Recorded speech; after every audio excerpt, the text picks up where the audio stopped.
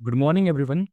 मेरा नाम है हर्ष पाठक और मैं आज आपके सामने एक बहुत ही इंटरेस्टिंग टॉपिक जिसका कि नाम है AWS क्लाउड वो लेके आया हूँ। तो गाइज, आप सभी के दिमाग में आ रहा होगा कि यार ये AWS क्लाउड क्या भला है।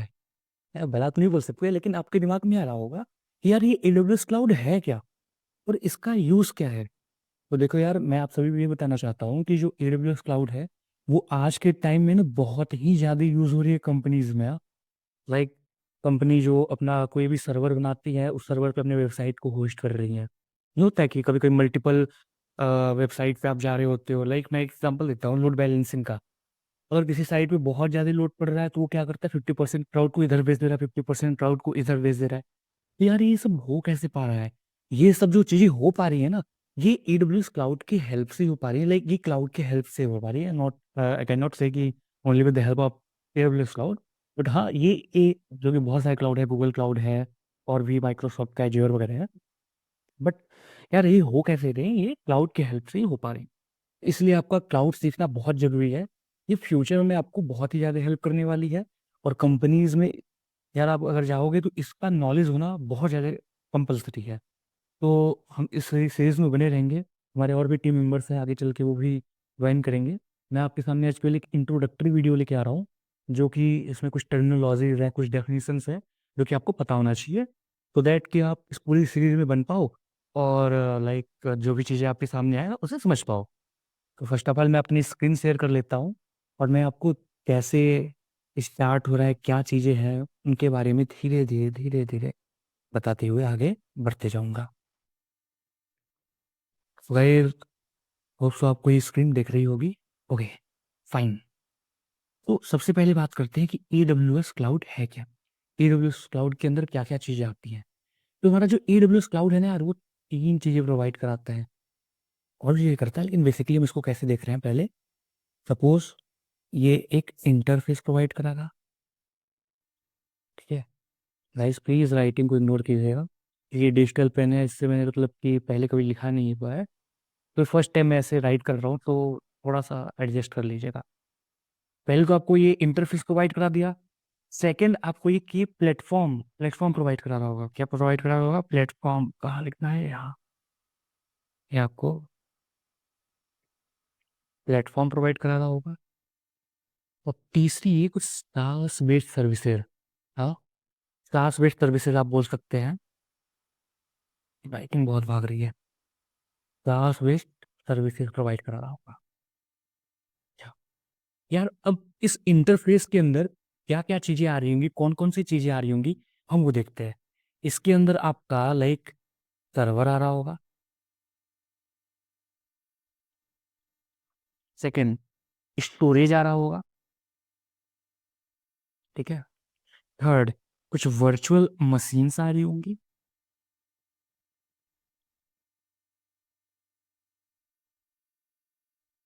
देन इसके अंदर कुछ फायरवॉल आ रहे होंगे।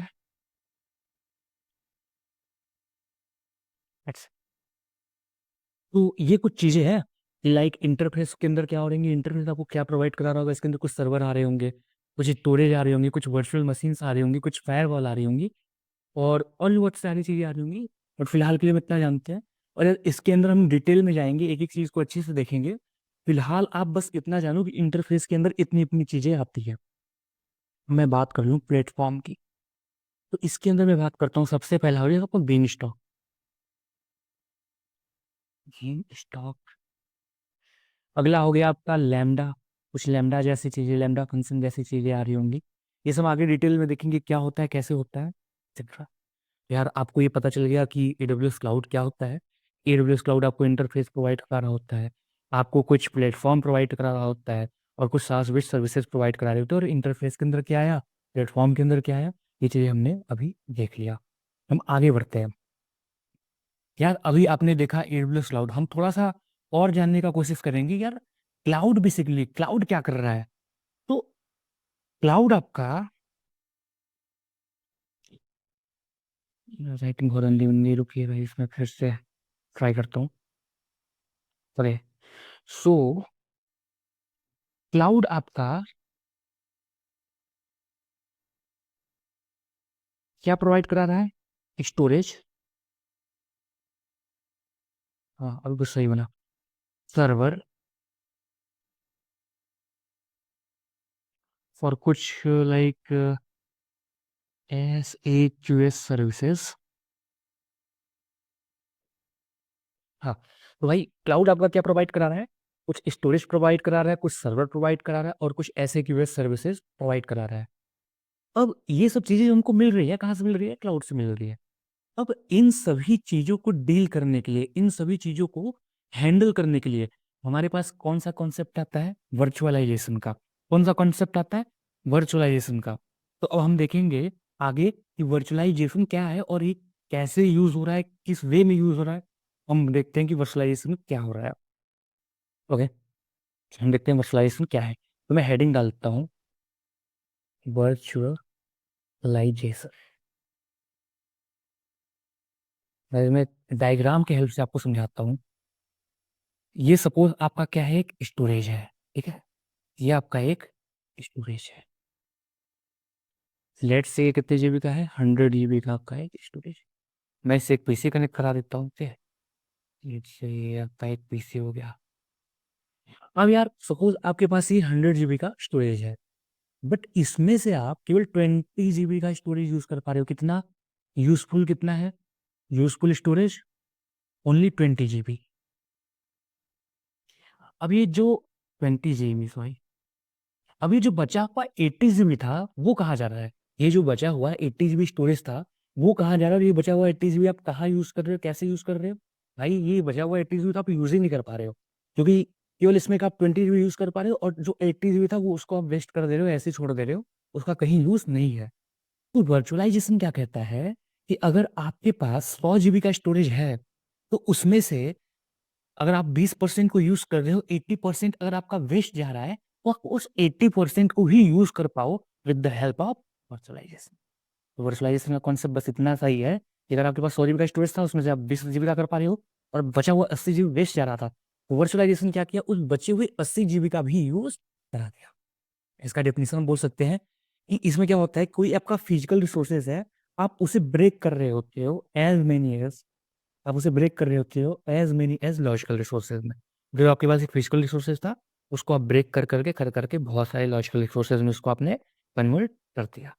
तो ये कॉन्सेप्ट किसका था? पूरा का पूरा वर्चुअलाइजेशन का। अब हम कुछ टेक्नोलॉजीज देखते हैं, जैसे कि पहला हम ले लेते हैं सॉफ्टवेयर क्या होता है।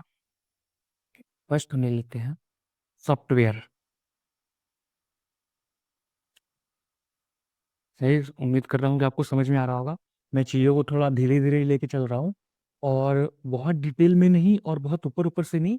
हाँ, बट मैं भी आपको इंट्रोडक्टरी वीडियो में कुछ टर्मिनोलॉजीज बताने की कोशिश कर रहा हूँ, ताकि आप आगे जो सीरीज है ना उसमें आप चीज़ों को समझ पाओ। अगर ये टर्मिनोलॉजीज आगे चल के यूज़ हो तो आपको पता हो कि हाँ यार, ये चीज़ें तो मतलब कि हर्ष भाई ने बता रखी है और ये चीज़ मुझे अच्छे से अब आ रही है। तो सबसे पहले हम लोग देखते हैं कि सॉफ्टवेयर क्या होता है। तो मान लो आपके पास कोई एक ऑपरेटिंग सिस्टम है, आपके पास कोई एक ऑपरेटिंग सिस्टम है। इस ऑपरेटिंग सिस्टम के ऊपर अगर आप कोई प्रोग्राम इंस्टॉल करा देते हो ना, इस ऑपरेटिंग सिस्टम के ऊपर अगर आप कोई प्रोग्राम इंस्टॉल करा देते हो, तो उसे बेसिकली हम क्या बोलते हैं? उसे हम बेसिकली बोलते हैं क्या जो उसको हम क्या बोलते हैं? सॉफ्टवेयर बोलते हैं। ठीक है, तो मस्ती कर करके पढ़ा जाएगा और अच्छे से समझा जाएगा। इसको क्या बोलते हैं? सॉफ्टवेयर बोलते हैं। मतलब कोई हमारे पास एक ऑपरेटिंग सिस्टम रहा होगा, उस ऑपरेटिंग सिस्टम के ऊपर हमने कोई प्रोग्राम इंस्टॉल किया है, उस पर्टिकुलर चीज को हम क्या बोल रहे हैं? सॉफ्टवेयर। सेकंड जो निकल के आता है आपके पास, फर्मवेयर आता है। क्या आता है? सॉफ्टवेयर।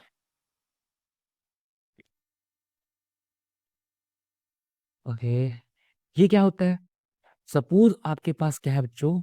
सपोज आपके पास क्या है? ऑपरेटिंग सिस्टम है और आपके पास क्या है? हार्डवेयर है। क्या है? हार्डवेयर। हार्डवेयर। ओके, तो आप क्या कर रहे हो? ऑपरेटिंग सिस्टम के कोई भी प्रोग्राम अगर आप ऑपरेटिंग सिस्टम के नीचे, कहाँ? ऑपरेटिंग सिस्टम के नीचे और हार्डवेयर के ऊपर। ध्यान देना, कोई भी प्रोग्राम अगर आप ऑपरेटिंग सिस्टम के पहले और हार्डवेयर के ऊपर इंस्टॉल कराते हो तो उसे हम क्या बोलते हैं? उस चीज को हम बोलते हैं फर्मवेयर। उस चीज को क्या बोलते हैं? फर्मवेयर, ठीक है। जब कोई भी चीजें आप ऑपरेटिंग सिस्टम के पहले और हार्डवेयर के ऊपर इंस्टॉल कराते हैं तो इस चीज को हम क्या बोलते हैं, फर्मवेयर। इतना बात क्लियर हो। मैं एग्जांपल से आपको समझाऊंगा कि क्या आप फर्मवेयर कहाँ यूज हो रहा है, कैसे यूज कर रहा है। यार आप सभी तो मोबाइल यूज करते ही होंगे, अरे ये भी कोई पूछने वाली बात है। भैया सबके पास फोन होता है, सभी फोन यूज करते हैं। अच्छा, तो मैं बता रहा हूँ आज इसमें एक इंटरेस्टिंग चीज।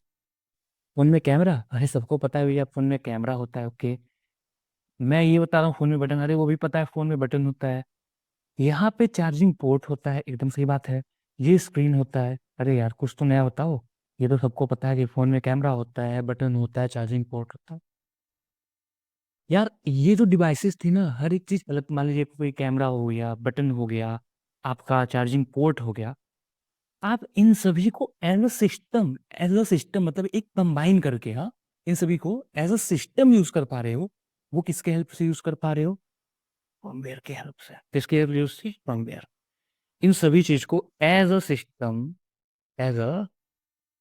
सिस्टम अगर आप यूज कर पा रहे हो तो किसके हेल्प से कर पा रहे हो, फर्मवेयर के फर्मवेयर के हेल्प से यूज कर पा रहे हैं।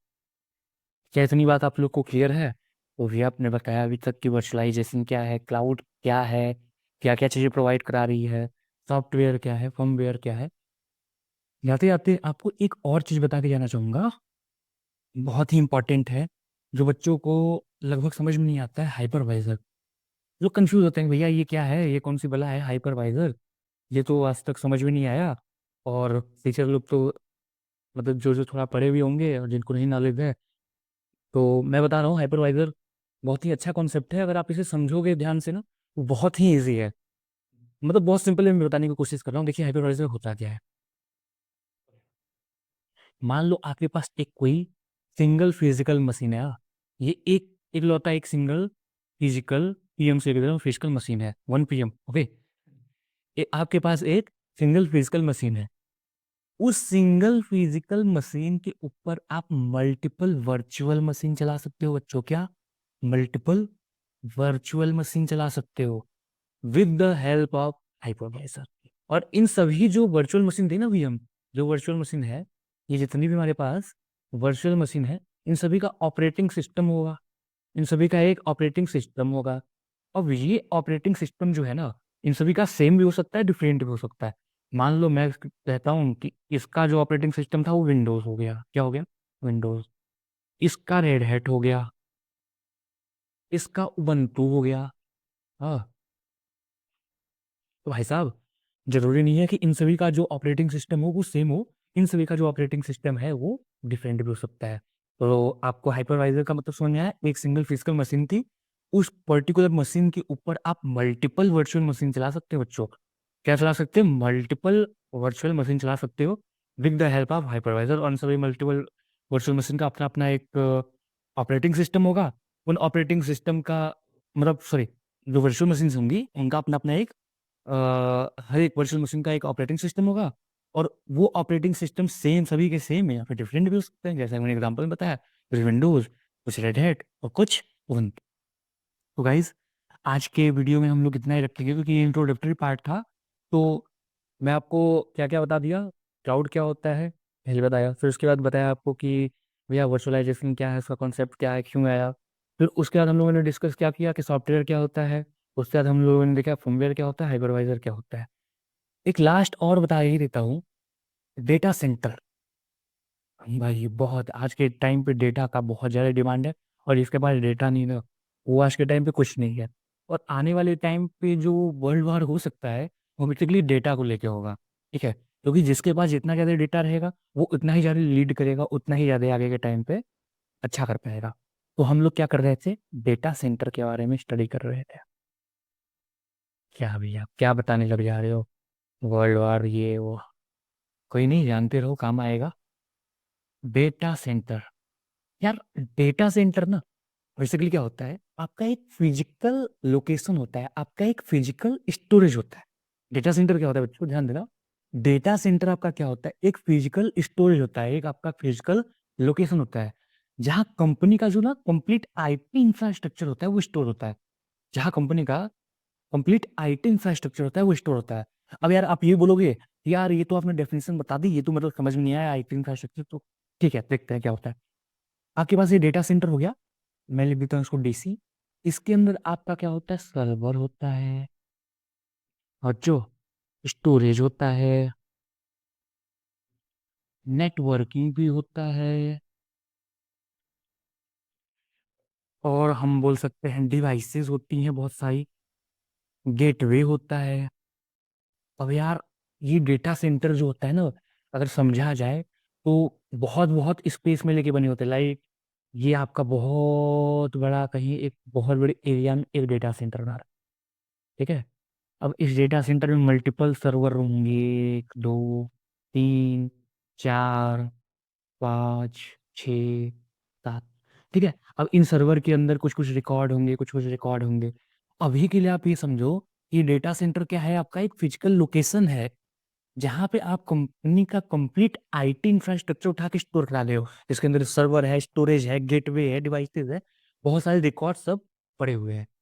तो गाइस, आज के लिए मैं ये समझता हूँ कि ये बहुत था, जिसमें आपने बहुत सी चीज़ें देखी, और लास्ट में जाते जाते आपने डेटा सेंटर भी देखा। एडब्ल्यूएस का भी खुद का डेटा सेंटर होता है, इसमें बहुत सारे ऐसे मल्टीपल सर्वर्स होते हैं, सर्वर रूम होते हैं, उसके अंदर रिकॉर्ड्स होते हैं, वगैरह वगैरह। तो आज के लिए मैं समझता हूँ कि बहुत सफिशिएंट था इंट्रोडक्टरी वीडियो में, और हम नेक्स्ट पार्ट में आएंगे तो देखेंगे कि कितना रीज़न होता है, क्या होता है, कैसे होता है, वो हम अगले पार्ट में सीख रहे होंगे। तो अभी तक के लिए बाय बाय, और राधे राधे।